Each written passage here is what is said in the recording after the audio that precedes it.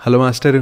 ఏమండే మేడం గారు, ఇవాళ నేను చూపించే రెసిపీకి సొరకాయ చెక్కలని, సొరకాయ గారెలని, సొరకాయ అప్పచ్చులని చాలా పేర్లున్నాయండి. పేర్లు ఎన్నున్నా గానీ రుచి విషయానికి వస్తే పైనేమో కరకరలాడుతూ పంటి కింద కటక్మన్ పప్పులు తగులుతూ సొరకాయ మెత్తదనంతో అద్దురుబాటుగా ఉంటాయండి. కింద పైన పడి ఆ సొరకాయ ఏదో తురిమేసుకుంటే 10 నిమిషాల్లో అప్పచ్చులు తయారైపోతాయి. సొరకాయ అప్పచ్చులో పప్పులు ఇష్టం ఉంటే గనక పచ్చిపప్పుని, పెసరపప్పుని శుభ్రంగా కడిగి నానబెట్టుకోండి. ఒక మిక్సర్ జార్ లో 8 నుండి 10 పచ్చిమిరపకాయలు, రుచికి సరిపడా ఉప్పు, జీలకర్రని వేసుకొని ముక్కా చెక్కగా గ్రైండ్ చేసుకోండి. ఒక వెడల్పాటి గిన్నెలో తురుముకున్న సొరకాయని తీసుకోండి. అందులోకి నానబెట్టుకున్న పచ్చిపప్పుని, పెసరపప్పుని, దంచుకున్న పచ్చిమిరపకాయ ముద్దని, చివరిగా బియ్య పిండిని వేసుకోండి. ఈ రెసిపీకి కొలతలేమీ ఉండవండి. చపాతీ పిండిలా అయ్యేదాకా బియ్య పిండిని కలుపుకుంటా ఉండటమే. పిండి కలుపుకోవడానికి సొరకాయలో ఉన్న నీరే సరిపోతుంది. మంచి నీళ్ళు అన్నవే పోయకూడదు, గుర్తుంచుకోండి. చివరిగా కొంచెం నువ్వులు, కరివేపాకుని వేసుకొని పిండిని ఒకసారి మంచిగా కలుపుకోండి. తడిగుడ్డ మీద గాని